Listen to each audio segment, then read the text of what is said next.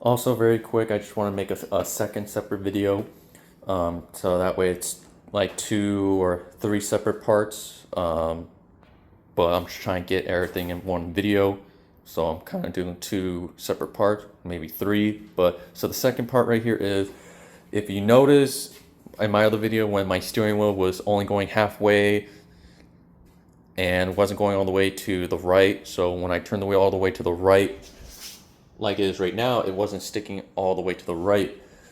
So it was only going like a 1.5 quarters or something. I'm not good with my measurements.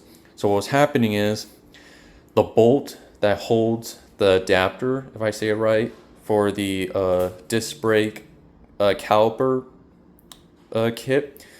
What happened was one of the guys at the shop that was replacing my link pan kingpin, one of his guys accidentally put the longer bolt on the wrong side and the short bolt on the other side.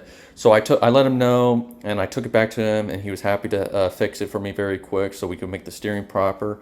But I did have him check the wheel anyways to make sure that it was still good, because I felt like I was having some other problems, but he checked it. Really nice guy, very cool. He was happy to help. So I'll show you a quick picture of what it looked like right here.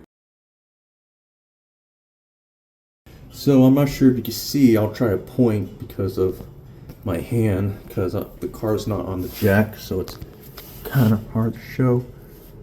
But it was right there that was hitting the kingpin right there, so that was what was causing it from not turning all the way. So we got that problem fixed now. So now you can see the wheel can turn all the way now to the right, and it's not turning halfway. It's turning all the way to the right like it should be.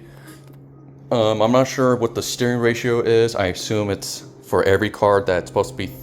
I know I'll be wrong on this, but I think it's 360 degrees.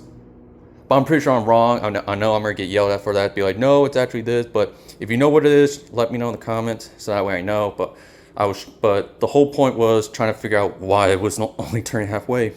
But they were knocked out of the part 2 to help me out, so I brought the car back. And again, amazing guy, very helpful.